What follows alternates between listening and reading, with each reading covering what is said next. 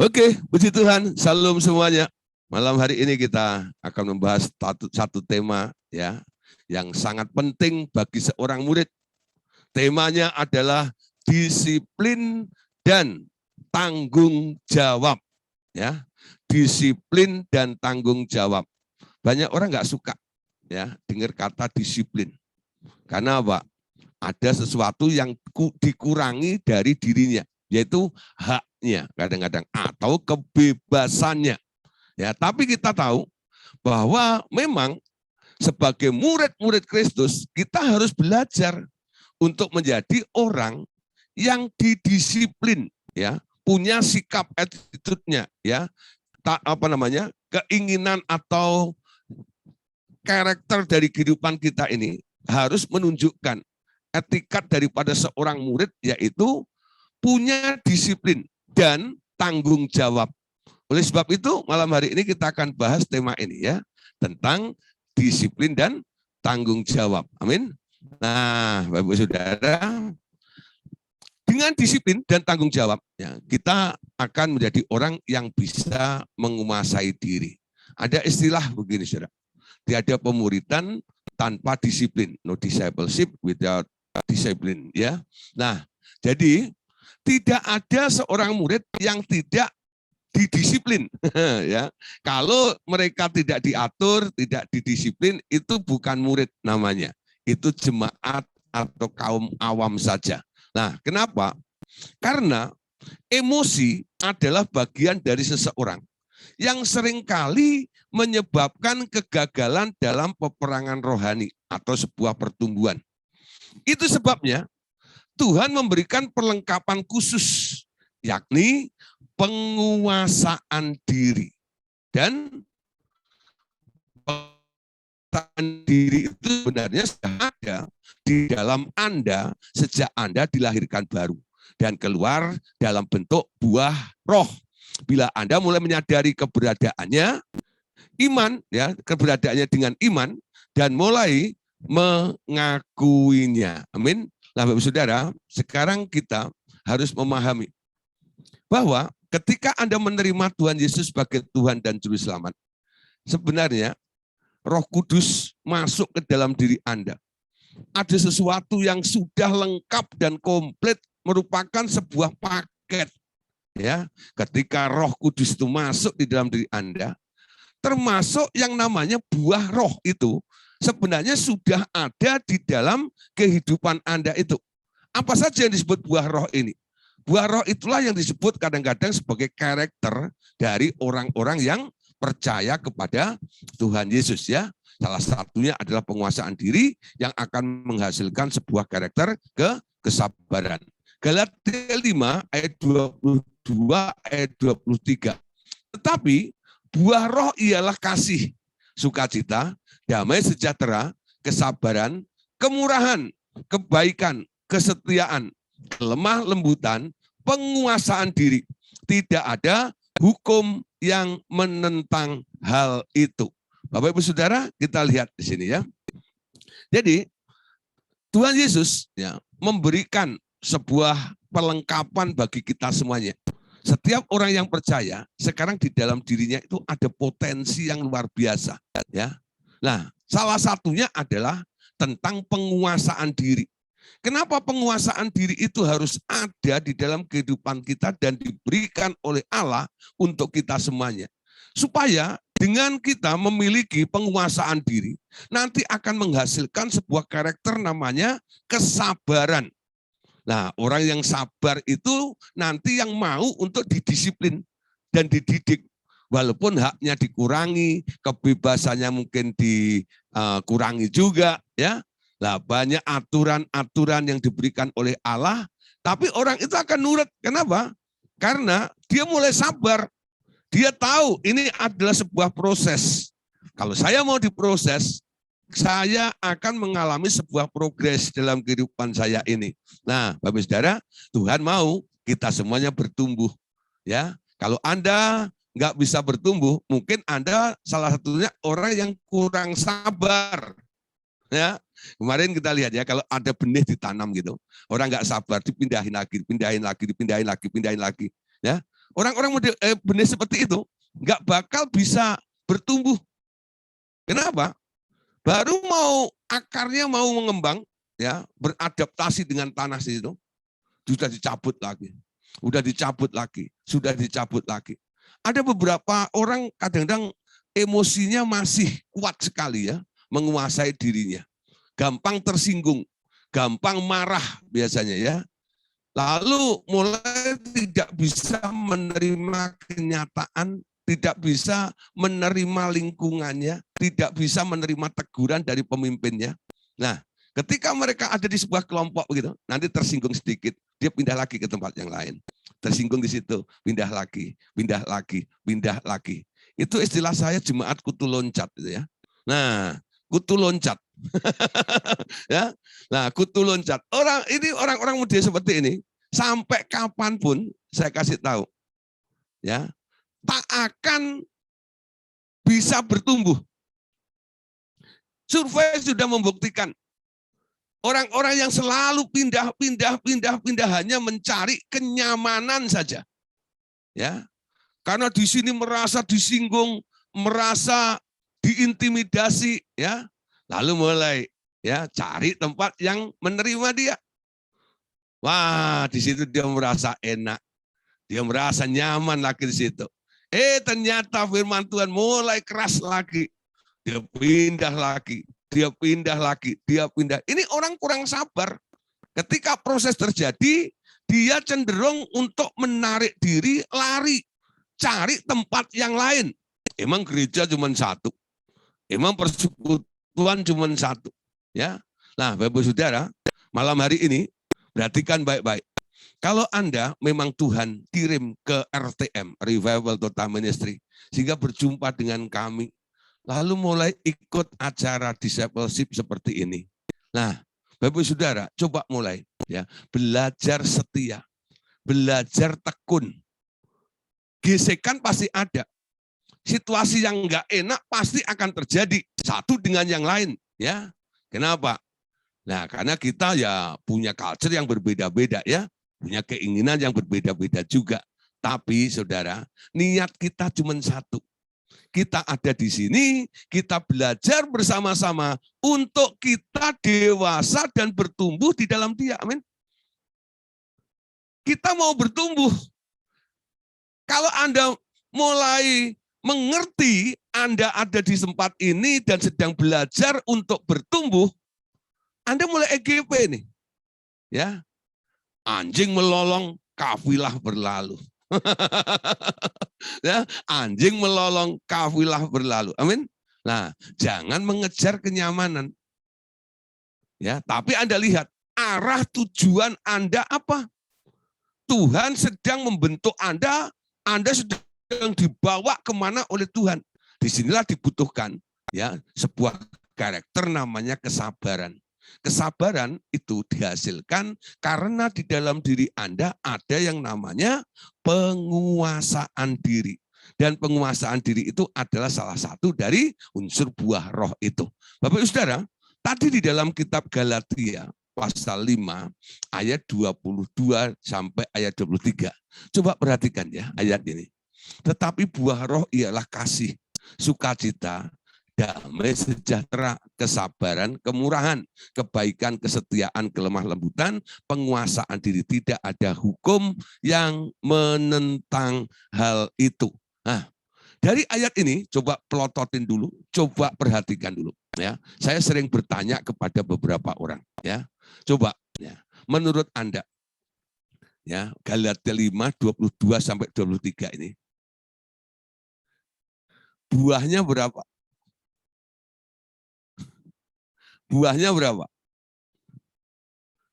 Lu buahnya berapa? Coba. Wah, dari Surabaya bilang 9. Nah, ya. Nah, dari Paris. Ya. Wah, 9. Bu Eli dari Bandung. Ya. Ayo Siska, Sansan, berapa? Tangan aja.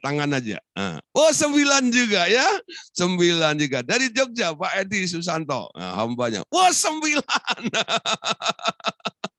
Waduh, 9 juga, 9 ya. Ya. Yang lainnya nggak kelihatan wajahnya. Mau ditanya gimana nih ya. Nah, Pak Simon, berapa jumlahnya? 2. 2 dari mana ya itu ngitungnya? Saya bingung itu ya. Ya. Nah, diketawain sama Bu Irin. Menurut Bu Esther berapa nih buahnya? Ya, ada yang 9, ada yang 2, ada yang 1. Mana yang benar? Ya. Nah, coba lihat sekali lagi ya. Ayatnya coba Anda pelototin benar-benar ya, amati betul-betul di sini ya. Nah, oke. Ya. Galatia 5:22-23 ya. Tetapi buah roh ialah kasih, sukacita, damai sejahtera, kesabaran, kemurahan, kebaikan, kesetiaan, kelemah lembutan, penguasaan diri. Tidak ada hukum yang menentang itu ya. Berarti kan tetapi buah roh ialah kasih, sukacita, damai sejahtera, dan sampai penguasaan diri. Berapa jumlahnya? Nah, ya, mulai sadar ya. Nah, dulu bahasa Indonesia dapat berapa? Ya, buahnya itu bentuknya tunggal, ya, bukan buah-buah, bukan, tetapi buah roh. Namanya buah roh.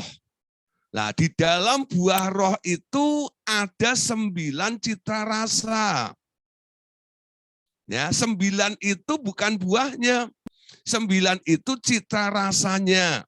Nah, kalau bicara satu benda punya beberapa cita rasa, dulu ada produk permen ya, namanya Nano itu ya, Nano itu ya. Nah, ingat ya, permen Nano itu waktu saya masih kecil itu ya. Kalau saya beli itu mintanya 5. Nano ya. Nah, satu permen ya, rame rasanya, itu iklannya seperti itu ya. Ada rasa manis, ada rasa asemnya ya, ada rasa pedisnya ya, ada rasa tawarnya juga dan macam-macam. Nah, saudara, buahnya satu, namanya buah roh. Tapi di dalam satu buah ini ada 9 ya cita rasa. Itulah kasih, sukacita, sampai namanya penguasaan diri. Ketika Roh Kudus masuk ke dalam diri Anda, ya, buah roh itu sudah terbentuk di dalam diri Anda. Anda menjadi manusia rohani. Amin.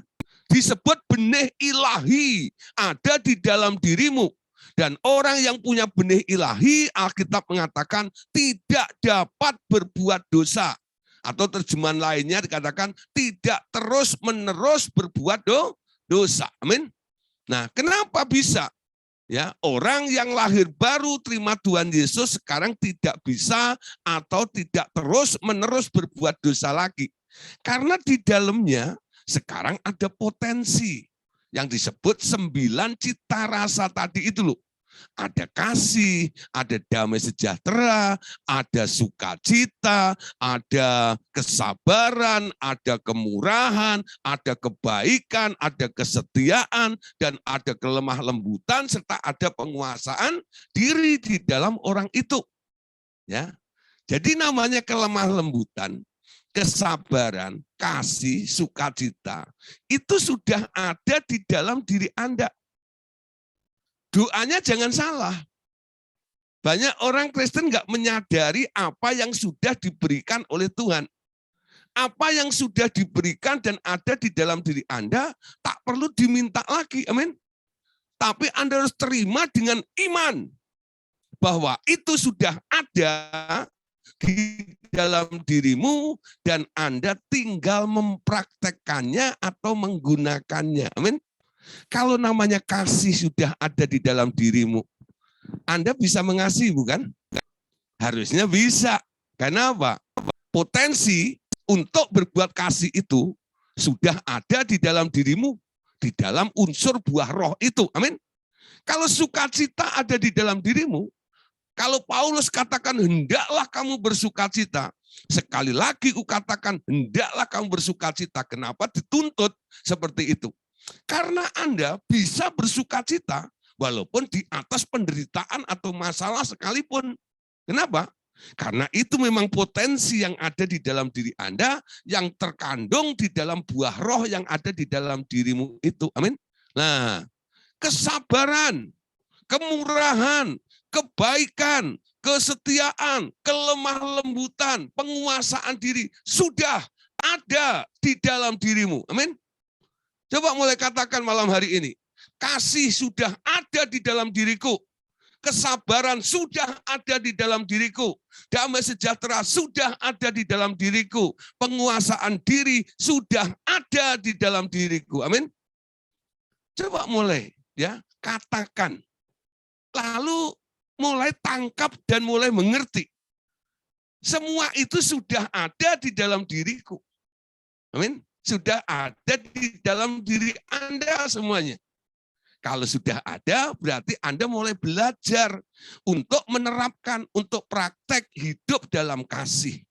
Untuk praktek hidup dalam kesabaran, untuk praktek hidup dalam kebaikan, untuk praktek hidup dalam kesetiaan, untuk praktek hidup dalam kelemah lembutan, untuk praktek hidup dalam penguasaan diri. Amin. Nah, jangan doa salah. Tuhan, berikan saya kesabaran. Sudah ada di dalam dirimu. Anda bisa sabar karena Anda lahir dari Allah. Amin. Benih ilahi ada di dalam dirimu. Buah roh itu sudah ada. 9 cita rasanya salah satunya adalah kesabaran. Jadi Anda nggak usah minta dalam doa, Tuhan, buat saya sabar. Berikan roh kesabaran. Enggak. Sudah ada di dalam dirimu. Amin. Kesetiaan sudah ada di dalam dirimu. Kelemah lembutan sudah ada di dalam dirimu. Penguasaan diri sudah ada di dalam dirimu. Amin. Sadari dulu. Di dalam diriku ada roh penguasaan diri. Kalau aku harus melakukan bereaksi, ya, praktek untuk penguasaan diri, aku pasti bisa. Kenapa? Tuhan sudah taruh roh penguasaan diri di dalam diri Anda semuanya. Amin. Nah, Bapak Saudara, penguasaan diri itu hal yang penting. Ketika Bapak Ibu Saudara mulai menyadari bahwa dalam diri Anda ada roh penguasaan diri dan Anda pastikan bahwa Anda bisa menguasai diri, nanti akibatnya apa? Coba kita lihat dalam 1 Korintus pasal 9 ayat yang ke-25 ya. Tiap-tiap orang yang turut mengambil bagian dalam pertandingan menguasai dirinya dalam segala hal. Mereka berbuat demikian untuk memperoleh suatu mahkota yang fana. Tetapi kita untuk memperoleh suatu mahkota yang abadi. Sebab itu aku tidak berlari tanpa tujuan. Dan aku bukan petinju yang sembarangan saja memukul. Tetapi aku melatih tubuhku ya dan menguasainya seluruhnya supaya sesudah memberitakan Injil kepada orang lain jangan aku sendiri ditolak ya. Paulus mengatakan tiap-tiap orang yang turut mengambil bagian dalam pertandingan ini harus menguasai dirinya ya, menguasai dirinya. Nah, Saudara, perhatikan ya. Menguasai diri.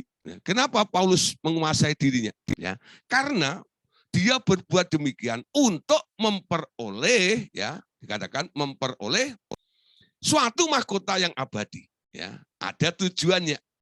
Penguasaan diri itu. Kenapa Anda harus menguasai diri? Karena ada target yang harus Anda raih, yang harus Anda capai. Aku menguasai diri. untuk sesuatu yang Tuhan targetkan di dalam hidup saya. Pastikan Anda menemukan dan tahu target Anda apa. Orang yang nggak punya target, dia akan jalan semaunya sendiri sembarangan, betul?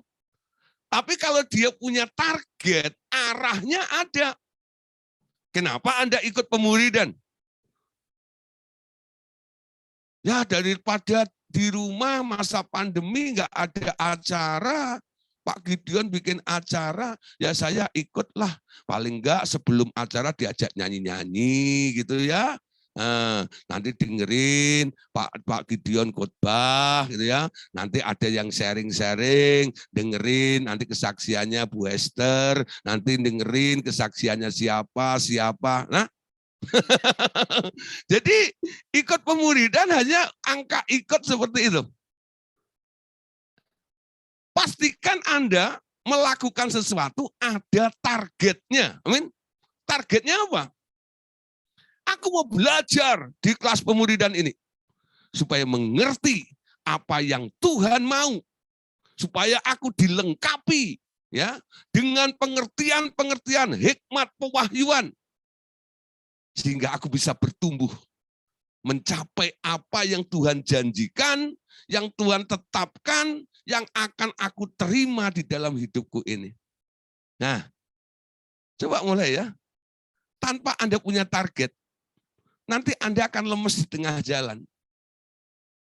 Tapi kalau Anda punya target, semangatmu luar biasa. Semakin hari, semakin bertambah. Amin. Kenapa? Orang semakin dekat dengan targetnya, semangatnya semakin luar biasa, betul nggak? Kalau orang nggak punya target, semakin dia jauh berjalan, semakin lemes. Kenapa? Mau ngapain lagi ya sudah lama kayak begini, betul nggak? Ayo coba lihatnya. Ada beberapa orang saya perhatikan sudah mulai lemes, udah mulai males dan sebagainya. Ini ciri-ciri dan ketahuan. Mereka ikut acara seperti ini kan nggak punya target sama sekali. Yang punya target, antusiasnya luar biasa.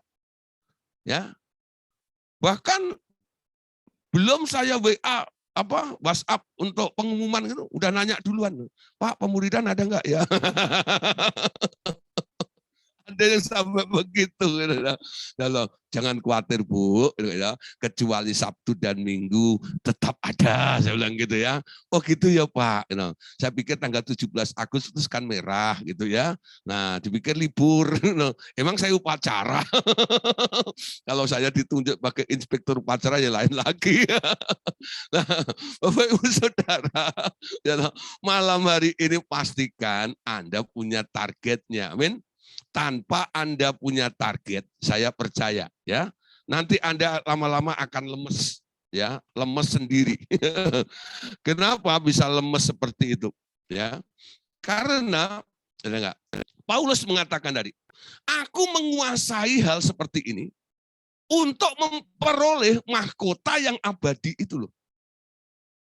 Dia gambarkan seperti seorang pelari atau seorang petinju. Ya. Aku tidak memukul sembarangan. Jadi setiap energi yang dikeluarkannya ada sasarannya. Amin. Tadi dikatakan ya, aku bukan petinju yang memukul sembarangan. Ketika orang mau memukul, itu mengeluarkan energi, bukan? Energi yang dikeluarkan itu harus bisa dilakukan untuk sebuah targetnya. Amin. Nah, Anda buang waktu bersama dengan kami mulai jam 7 ya, setengah 8 sampai jam 10 malam. 2,5 jam sampai 3 jam bersama dengan kami. Nah, Anda buang waktu ya. Untuk apa Anda buang waktu? Atau memang Anda berpikir memang waktu ini harus dibuang? Nah, kebetulan Pak Gideon menyiapkan tempat sampah ya. Gua buang di sini. Ya, waktu saya. Ya lumayan lah, enggak ya? Daripada bengong sendiri, enggak ya?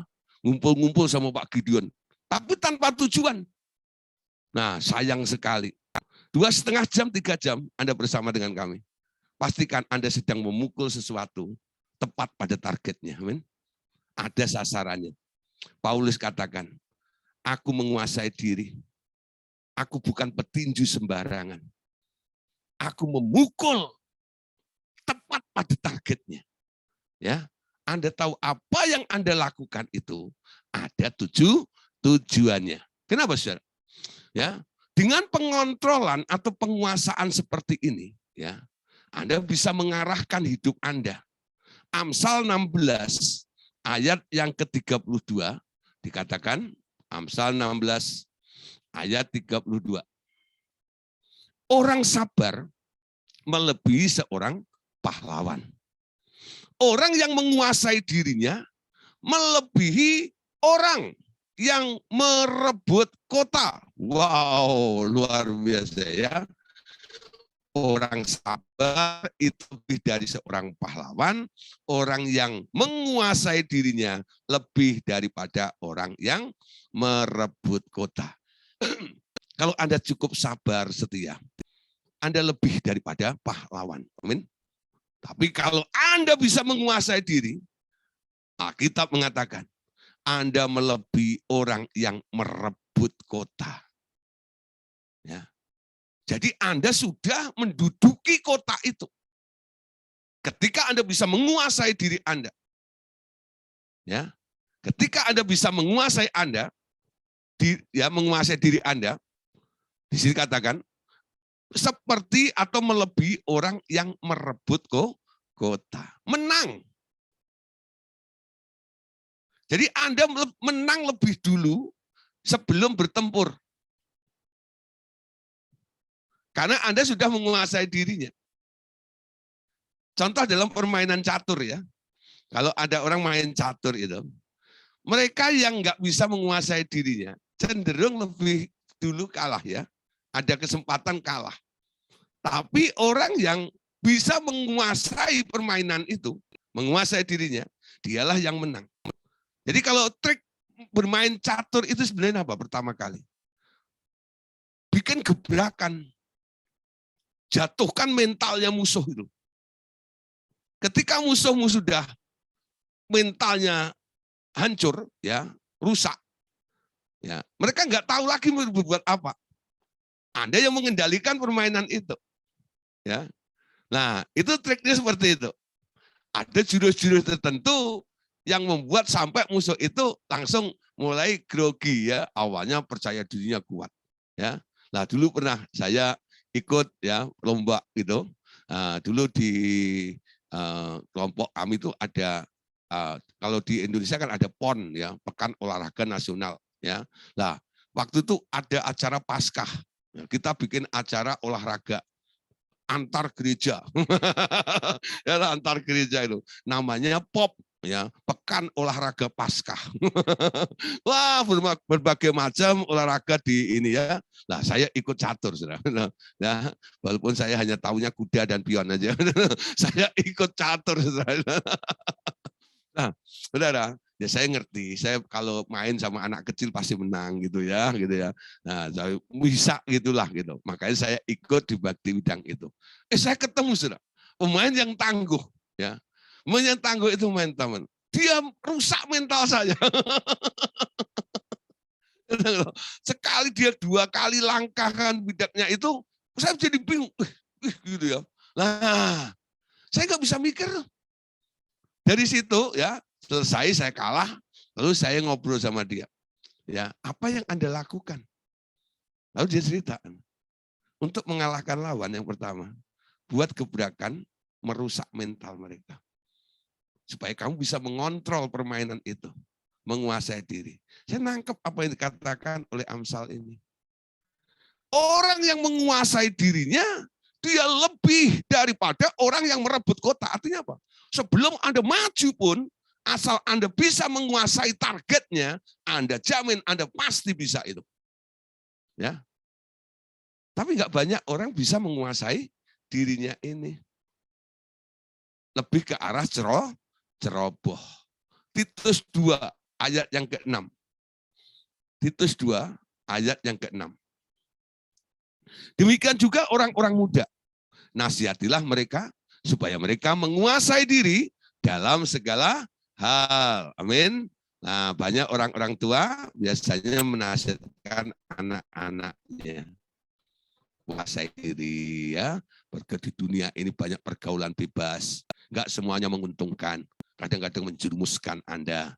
Hati-hati memilih teman. Hati-hati ya bergaul. Hati-hati untuk menentukan sikap dan sebagainya. Orang tua selalu mengarahkan kepada anak-anaknya. Nah, saudara, secara rohani juga begitu. Ya, orang-orang yang baru kenal Tuhan, yang masih muda atau kanak-kanak di dalam Tuhan, semangatnya 45. Amin. Mungkin boleh saya tambah 46 lah. Semangatnya luar biasa. Kadang-kadang kita heran gitu, melihat mereka semangat antusias seperti itu. Tapi apa yang dilakukan itu hanya sekedar emosi kadang-kadang. Ya. Sehingga enggak sedikit daripada anak-anak ini ya, anak-anak rohani ini yang masih kanak-kanak rohani ini cepat terjerumus. Saya mempelajari ternyata iblis itu punya 3 trik untuk menjatuhkan anak-anak Allah. Yang pertama, Saudara ya, dibikin stagnan. Berhenti di satu tempat, puas diri ada di situ. Ya, setelah doanya dijawab, menduduki sebuah posisi, udah lagunya cuma satu, ku ingin tetap di sini aja gitu. Ya, nggak mau digeser. Ikutin iklannya Likna, tahu nggak Likna itu? Kalau sudah duduk lupa berdiri itu. Ya sudah di situ itu ya. Ya, bertahan ada di situ tuh. Pokoknya sudah mentok ada di situ itu. Ya. Yang kedua, Saudara, ya. Iblis itu menarik mundur Anda dengan kecewa dan sebagainya ya, dengan marah sehingga Anda menarik diri dari pertandingan itu. Yang ketiga, Saudara, iblis kalau sudah nggak bisa menghentikan Anda, tidak bisa menarik Anda karena Anda terlalu bersemangat. Ya, apa yang dilakukan? Dia dorong Anda. Sehingga Anda remnya blong. Kebablasan. Bisa enggak? Ada orang mabuk pelayanan. Ngerti saya maksud saya? Mabuk pelayanan, ya. Orang melayani itu baik. Kalau sudah mabuk pelayanan, itu bahaya. Orang mabuk itu enggak sadar. Dia lakukan tapi tanpa kesadaran. Amin. Ada orang mabuk dalam pelayanan, ada. Jangan pikir kalau Anda sudah ikut tim doa dan sebagainya begitu. Tapi pastikan Anda punya kontrol juga. Mengontrol. Ya, Anda bukan sekedar ikut tim doa itu enggak. Iblis bisa mendorong Anda sehingga Anda mabuk dalam tim doa itu. Ya, sehingga Anda enggak punya waktu untuk Tuhan. Apakah orang berdoa itu ya semuanya dalam doanya itu sebenarnya dia sedang melayani Tuhan? Oh enggak, Saudara. Mungkin dia melayani sesama. Melayani diri sendiri. Tapi belum tentu melayani Tuhan. Ya. Jadi dia hanya sibuk dengan kegiatan, tapi dia lupa. Dia harus harus dapat sesuatu juga dari Tuhan langsung. Hubungan dengan Tuhan sudah jauh kadang-kadang. Nah, ingat Marta dan Maria, amin. Marta itu tipe orang yang melayani Tuhan, semangat dalam melayani Tuhan. Saking semangatnya, sampai komplain sama Tuhan. Guru, tidakkah engkau peduli aku sendirian melayani engkau? Kenapa Marta sampai bisa begitu? Dia overjob. Kebanyakan pelayanan. Sampai dia bingung. Merasa sibuk, merasa gini, dan merasa repot. Terengah-engah, capek sendiri dalam melayani Tuhan seperti itu. Dia nggak menguasai dirinya. Melayani Tuhan baik, ya. Tapi kalau tanpa penguasaan diri dalam melayani Tuhan, Anda jadi gila orang melayani Tuhan. Ya, mabuk dalam melayani Tuhan. Artinya apa? Pelayananmu nggak sadar. Emosinya yang jalan. Emosinya yang jalan. Emosinya yang jalan. Nanti kalau udah diprovokasi gitu ya, Anda gampang kena. Orang mabuk itu ya, kalau dicegah dilarang, dia marah loh. Tapi kalau Anda suruh, Anda apa namanya? Anda puji, itu enggak ya? Anda dukung, itu si mabuk tuh, dia lakukan loh. Kenapa? Saya dulu suka mabuk. Tahu jurus mabuk itu, enggak ya? Itu walaupun dia nggak sadar begitu. Nanti kalau bilang, kamu bisa ambil ini, ambil itu di dalam gitu, dia lakukan. Tapi kalau dicegah, jangan ini, jangan itu, dia marah. Orang mabuk itu. Ya. Nah, orang melayani kadang-kadang begitu juga ya. Kamu bisa, ayo gini, ayo semangat luar biasa gitu. Tapi kalau jangan, stop ini. Apa-apaan nih? Nah, bisa gitu. Itu tanda-tanda orang mabuk dalam pelayanan. Kontrol juga. Amin. Saya tidak menghambat, saya tidak melemahkan semangat Bapak Ibu Saudara. Tapi malam hari ini, saya memperingatkan, dalam segala sesuatu, Anda harus bisa menguasai diri, bisa mengontrol semuanya. Karena orang yang menguasai diri, dia lebih daripada orang yang merebut kota tadi. Ya, Titus tadi Paulus katakan kepada Titus itu ya. Demikian juga orang-orang yang muda. Nasihatilah mereka supaya mereka menguasai diri dalam segala hal. Dalam segala hal. Ya, dalam segala hal. Nah, Bapak Saudara, sekarang kita mengerti. Bagaimana Anda bisa menguasai diri dalam segala sesuatu. Anda harus ikutin alur jalur yang Tuhan telah tetapkan di dalam kehidupan kita ini. Amin. Nah, sekarang, segala sesuatu harus sesuai dengan takaran iman. Ya, semua sudah ditakar oleh Tuhan. Segala sesuatu harus sesuai dengan takaran iman. Takaran iman setiap orang tak sama, saudara. Melalui pengajaran yang mereka terima dari Roh Kudus, iman masing-masing bertumbuh. Ada yang mengembang dengan pesat dan ada yang mengembang dengan lambat. Amin. Nah, ukuran iman seseorang tak boleh dipakai untuk mengukur iman orang lain. Demikian pula bila takaran iman seseorang sampai suatu tingkat tertentu, jangan ia mencoba berpikir menurut takaran iman lebih besar yang belum dicapainya. Ia pasti tak mampu mengerti atau memahaminya. Ya, jadi segala sesuatu Tuhan sudah ukur. Untuk saya, untuk Pak Edi, ya, untuk siapa? Bu Rahel, untuk Bu Febe, ya. Nah, ukurannya beda-beda. Sesuai dengan takaran iman. Sesuai dengan takaran iman masing-masing. Jadi Anda nggak boleh ikut-ikutan. Ya, kalau saya melakukan sesuatu, karena saya ya jadi seorang leader sebagai Anda melihat apa yang saya lakukan. Lalu Anda pengen meniru saya. Nah, ini bahaya. Anda harus tanya sama Tuhan. Tuhan, ya, boleh nggak saya melakukan sesuatu yang seperti dilakukan sama Pak Gideon itu? Anda harus dapat konfirmasinya dulu. Karena iman itu timbul dari pendengaran dan pendengaran oleh firman Kristus.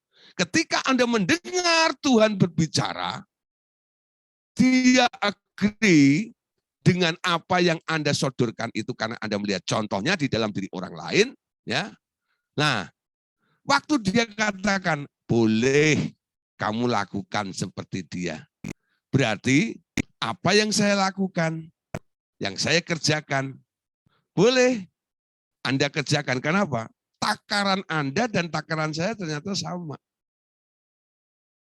Tuhan suruh saya, Tuhan juga suruh Anda. Wah, ya Pak Edi nih, disuruh Tuhan ngelayanin orang-orang gila.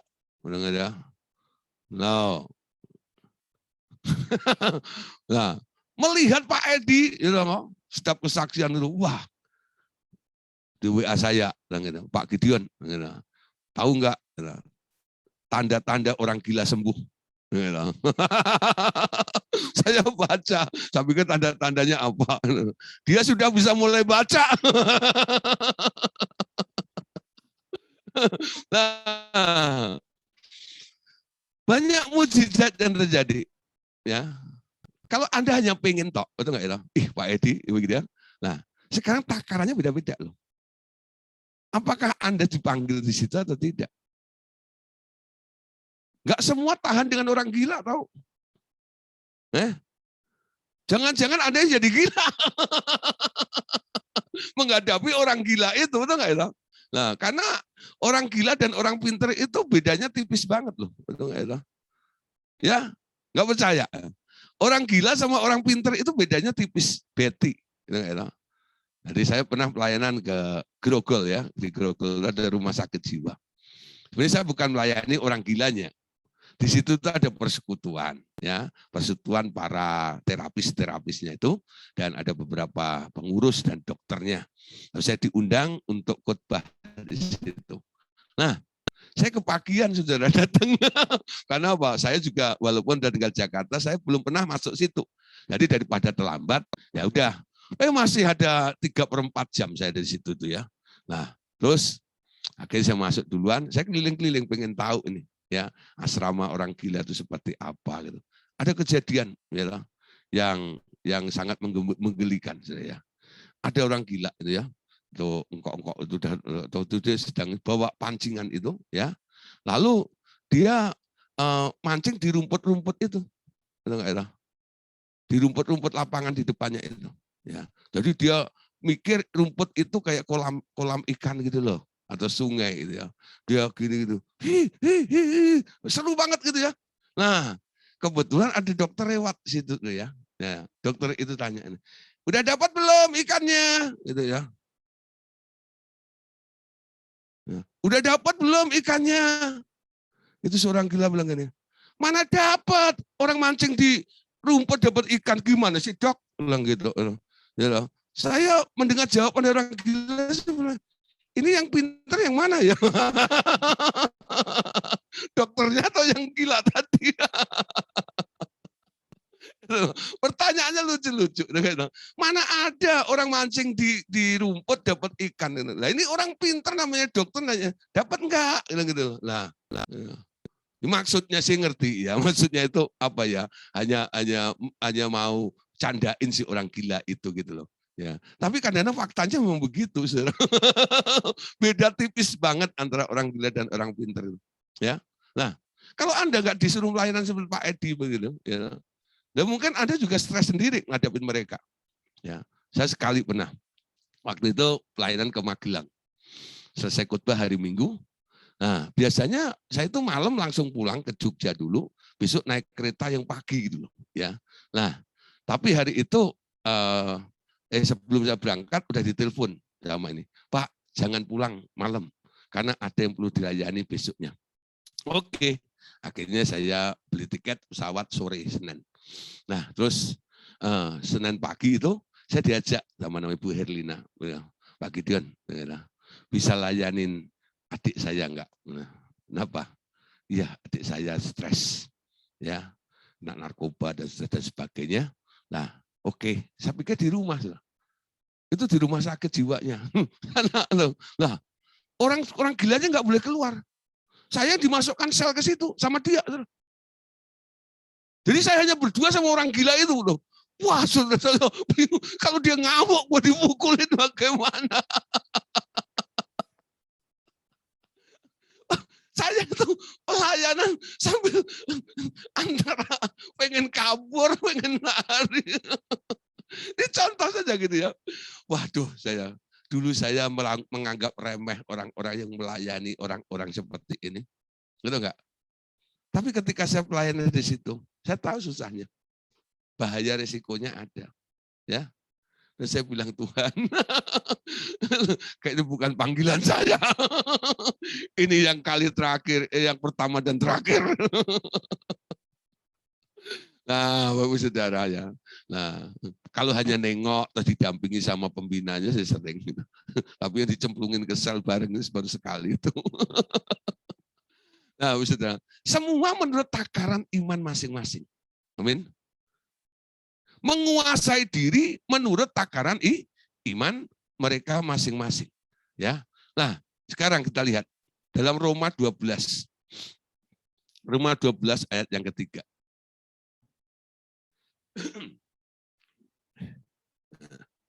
Roma 12 ayat yang ketiga. Berdasarkan kasih karunia yang dianugerahkan, ya, berdasarkan kasih karunia yang dianugerahkan kepadaku, aku berkata kepadamu, setiap orang di antara kamu, janganlah kamu memikirkan hal-hal yang lebih tinggi daripada apa yang patut kamu pikirkan. Ya. Tetapi, hendaklah kamu berpikir begitu rupa, sehingga kamu menguasai diri menurut ukuran iman yang dikaruniakan Allah kepada kamu masing-masing. Amin. Jangan berpikir lebih tinggi daripada apa yang dikaruniakan Allah kepada Anda. Itu namanya takaran. Ya. Kalau ada orang hebat, ada orang berhasil, lalu Anda pengen jadi seperti dia, tanpa Anda bertanya dulu kepada Tuhan, apakah saya boleh melakukan seperti orang hebat yang berhasil itu? Nah, ngerti ya maksud saya? Ada koreksinya. Memang Paulus berkata, ikutlah teladanku karena aku mengikuti teladan Kristus. Betul. Anda boleh melihat orang, ya, lalu Anda pengen seperti itu. Tapi jangan langsung melakukannya ketika melihat contoh yang ada di depan Anda. Tanpa Anda tanya dulu kepada Tuhan. Amin. Ketika Anda tanya dulu kepada Tuhan, itulah namanya penguasaan dirinya. Aku enggak gegabah. Aku enggak ceroboh. Aku enggak sekedar pengen hebat seperti dia. Aku hanya mau melakukan. Kalau Tuhan suruh melakukannya. Amin.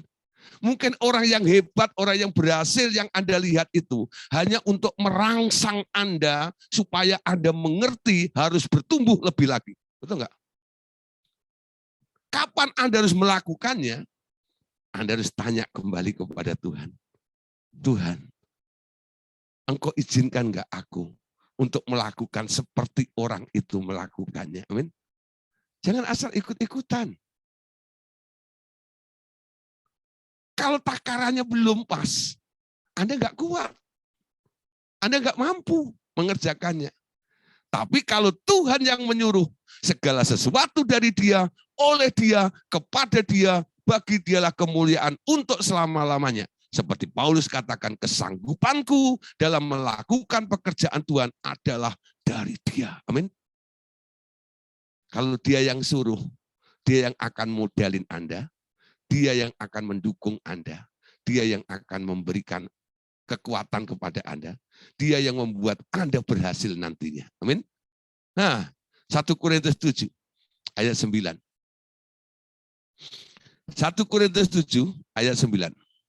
Tetapi kalau mereka tidak menguasai diri, baiklah mereka kawin. Sebab lebih baik kawin daripada hangus karena hawa nafsu. Nah, ini contoh ya. Ini nasihat Paulus. 1 Korintus pasal 7 itu bukan apa ya? Itu pendapat daripada Paulus. Kalau Anda baca ayat sebelumnya, katakan, aku Paulus bukan Tuhan, menuliskan ini, gitu ya. Nah, salah satunya tentang masalah kawin atau nikah. Paulus itu bilang, kawin itu baik, tidak kawin itu lebih baik. Karena kalau orang tidak kawin, dia lebih bisa memusatkan diri, punya waktu banyak untuk Tuhan. Ya. Nah, kawin itu baik, tidak dilarang. Ya, tapi lebih baik tidak kawin. Ayat yang ke-9, Paulus katakan, tetapi kalau mereka tidak dapat menguasai diri, baiklah mereka kawin. Kalau ada orang pengen, ya loh, tidak kawin, tapi tidak bisa menguasai dirinya, Paulus bilang, mending kamu kawin. Kenapa?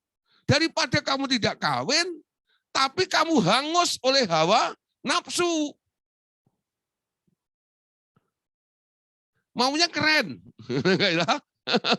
Wah, hidup untuk Tuhan. Kalau ku hidup bagimu. Wah, kira-kira. Nah, tapi hangus, ya. Nah, saudara, ada kelompok-kelompok tertentu yang dimana imam-imam tidak boleh menikah.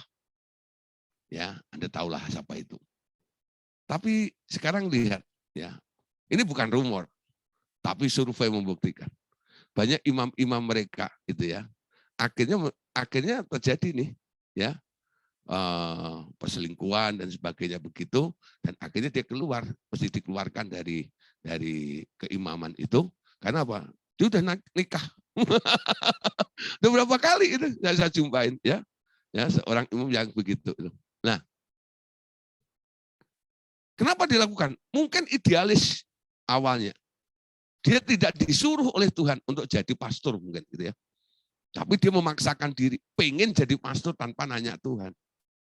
Enggak tahan. Tahan mana? Mana tahan? Ya. Siapa yang ditahan? Nah,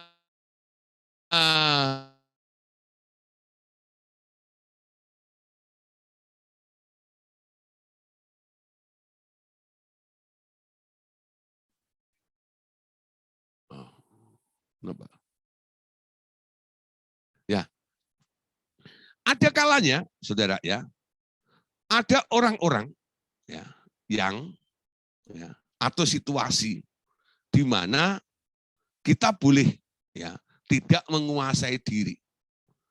Ada saat-saat di mana, ya, boleh tidak menguasai diri. Nah, itu saat apa, saudara? Ya, ada saat-saat tidak menguasai diri. Nampaknya ada saat-saat Paulus melepaskan penguasaan dirinya kepada Roh Kudus sehingga sepenuhnya dikuasai oleh Roh dalam rangka melayani Allah, entah dalam berbicara, melayani atau melayani orang, atau dalam penyembahannya kepada Allah.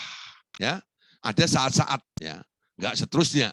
Ini dikontrol langsung oleh Roh Kudus, bukan lepas kendali lalu dikontrol oleh nafsunya. Ya, 2 Korintus pasal 5 ayat yang ke-13. 2 Korintus 5 ayat yang ke-13. Sebab jika kami tidak menguasai diri, hal itu adalah dalam pelayanan Allah. Dan jika kami menguasai diri, hal itu adalah untuk kepentingan kamu. Ya, jadi kapan saatnya Anda menguasai diri dan kapan saatnya boleh tidak menguasai diri. Kadang-kadang dalam pelayanan, saudara, Anda mulai, ya, dikendalikan langsung oleh Roh Kudus. Istilah kami adalah Roh Kudus take over. Mungkin itu juga karena permintaan dan doa Anda. Roh Kudus take over, ya, ambil alih semuanya ini. Engkau yang mengendalikannya. Ketika Anda berdoa seperti itu, siapa yang mengendalikan Anda? Bukan Anda. Yang mengendalikan adalah Dia langsung. Anda tinggal flowing, mengalir dengan pimpinan Roh. Ya, Roh itu membawa kemana. Terus, ya, ada orang-orang yang seperti itu. Tapi kalau Anda memang belum peka dengan pimpinan Roh, batasi dirimu dengan penguasaan diri. Anda harus bisa mengontrol, tahu apa yang sedang Anda lakukan, Dan pastikan itu ada di dalam kehendak Tuhan karena Tuhan memerintahkannya. Amin. Itu di bawah kendali Anda, kontrol Anda. Tapi kalau Anda sudah mulai mengerti bagaimana roh memimpin Anda, nah tiba saatnya kadang-kadang ya Anda keluar dari penguasaan diri. Anda sendiri nggak ngerti apa yang Anda lakukan itu. Tapi Anda pastikan bahwa yang memimpin Anda bukan roh jahat, atau nafsumu, atau emosimu, tapi Roh Kudus langsung, atau Allah Bapa, atau Tuhan Yesus. Ya, ingat, Tuhan Yesus pernah dipimpin oleh roh. Ketika Tuhan Yesus mau memulai pelayanan, dia puasa 40 hari, bukan? Roh menuntun, roh membawa Tuhan Yesus ke padang gurun untuk dicobai. Keinginan siapa datang ke padang gurun untuk dicoba itu? Bukan keinginan Yesus. Roh itu membawa, roh itu menuntun. Sehingga Yesus ada di tempat itu. Dia nggak ada plan, dia tidak ada rancangan, betul nggak? Nggak pernah dibicarakan, nggak pernah ada rapat seperti ini dan itu. Nah, tiba-tiba roh menguasainya dan roh itu membawanya untuk melakukan sesuatu. Itu yang disebut ya saat-saat tidak menguasai diri. Amin. Boleh dilakukan. Karena apa? Hidupmu ya sekarang langsung dikontrol direct oleh Bapak Tuhan Yesus dan Roh Kudus. Diarahkan benar oleh Dia. Dia enggak janjian dulu dengan Anda, enggak. Bahkan kadang-kadang Anda enggak ngerti sedang dibawa ke sana itu ngapain kadang-kadang. Dia langsung bawa Anda aja ke situ. Ingat Filipus yang dipimpin oleh roh juga ya. Dia lagi duduk gitu ya. Nah, tak tahu Roh Kudus berkata, lihat di jalan. Dia lihat di jalan. Ada apa? Ada kereta. Ya, kejar itu kereta. Ya. Di dalamnya ada orang. Itu spontan seperti itu loh. Filipus ikut. Ternyata di dalam kereta itu ada sida-sida dari Ethiopia. Sedang membaca kitab Yesaya. Ya, lalu Filipus, bro, ya, lagi ngapain? Oh, lagi baca apa? Baca itu loh tulisan bagus. Ya, ngerti enggak? Enggak ngerti. Sudah saya ulang 10 kali, enggak ngerti. Boleh dijelaskan enggak? Boleh saya jelaskan enggak? Oh bisa, bisa. Yuk naik aja ke sini. Langsung naik ke kereta itu, dia jelasin tentang kitab yang dibaca itu. Sampai akhirnya sida-sida Ethiopia itu memberi dirinya untuk dibaptis alias bertobat. Ya, hasilnya luar biasa. Ya, setelah dia baptis si sida-sida itu, Filipusnya masih dibawa oleh Tuhan langsung diraibkan, nyampe ke Asdod. Ya, sida-sida yang naik kereta itu kaget. Kenapa? Sampai di Asdod dia lihat, loh, kamu kok udah di sini? Nah, saudara, perhatiin. Saudara. Siapa yang suruh dia ke Asdod, siapa yang suruh gini? Roh yang memimpin langsung. Inilah saat-saat yang disebut tidak menguasai dirinya. Karena hidupnya sekarang dikontrol langsung oleh Bapa, Tuhan Yesus, dan Roh Kudus. Amin. Ya, nggak ada istilah kilaf. Maaf ya, aku kilaf. Nggak ada. Ya. Yang dimaksud saat-saat tidak menguasai diri itu bukan kilaf. Tapi di mana Roh Kudus, Allah Bapa, Tuhan Yesus memimpin Anda langsung untuk sebuah tugas saat itu. Atau dia membelokkan rencana Anda, bisa. Karena ada situasi urgent yang nggak bisa diteruskan dari plan awalnya. Bisa terjadi ya. Lalu dia mulai belokkan Anda. Sering untuk menyelamatkan itu Roh Kudus kadang-kadang sontak seperti itu. Ingat ketika Yusuf dan Maria ya melahirkan Tuhan Yesus ya. Ada situasi genting. Karena Herodes ngamuk, betul enggak? Malam itu Roh Kudus melalui malaikat itu datang kepada Yusuf. Bawa anak itulah kabur ke Mesir. Kalau enggak mati. Nah, siapa yang ngontrol? Itu di luar penguasaan diri Yosef dan Maria. Sebagai ibunya Yesus dan bapaknya Yesus saat itu. Dia bawa atas perintah Tuhan. Sebenarnya Yusuf dan Maria enggak mau pergi ke sana. Nah, dia mau sensus di situ. Enggak? Disuruh pergi. Ya, dari plan awalnya seperti itu. Ada saat-saatnya begitu ya. Anda sudah punya plan matang. Ya, pelayanan ini. Oh, ini udah ada jadwal nih, ya. Dalam sebulan ini diatur oleh koordinatornya. Wah. Gitu ya.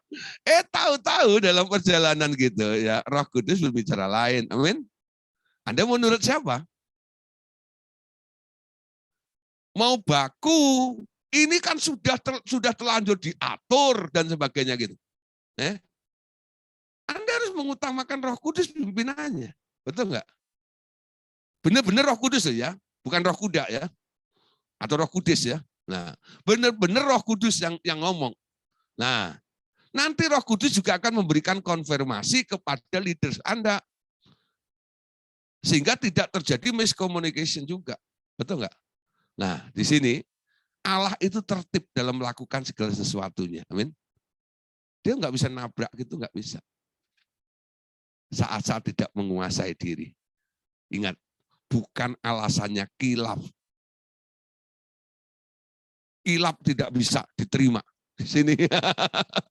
Ya. Nah, untuk tidak Anda kilaf, Anda harus bisa menguasai diri. Tapi Tuhan kadang-kadang izinkan Anda keluar dari area penguasaan diri ini. Supaya apa? Anda berjalan dipimpin oleh Tuhan. Amin. Wow, luar biasa ya. Jadi malam hari ini saya harap Bapak Ibu Saudara semuanya mulai tangkap dan mengerti. Tuhan kadang-kadang disiplin kita supaya Anda bisa menguasai diri. Menguasai diri itu penting. Menghasilkan sebuah kesabaran dan Anda ada di dalam track-nya Tuhan. Sehingga pelayananmu menjadi berkenan kepada Dia. Tidak selonong boy, ya. Tidak semau diri Anda sendiri. Tidak ada pemuritan tanpa disiplin. Amin. Disiplin itu perlu bagi seorang murid. Amin. Nah, saudara, ini tentang disiplin. Nah, disiplin itu menghasilkan sebuah kesabaran yang luar biasa. Besok kita akan membahas tentang yang berikutnya. Tentang apa? Tanggung jawabnya. Jangan sampai Anda menjadi orang yang hanya bisa menjawab tapi nggak pernah menanggungnya. Tanggung jawab ya. Aku jawab tapi lu yang nanggung. Nah, nggak boleh ya. Nah, enak aja. Enak. Ya Pak Gideon yang jawab ya, Sansan yang nanggung gitu. Harus tanggung dan jawab, itu namanya ya. Nah, bertanggung jawaban seperti itu. Oke? Nah, puji Tuhan, dan Yesus memberkati. Amin.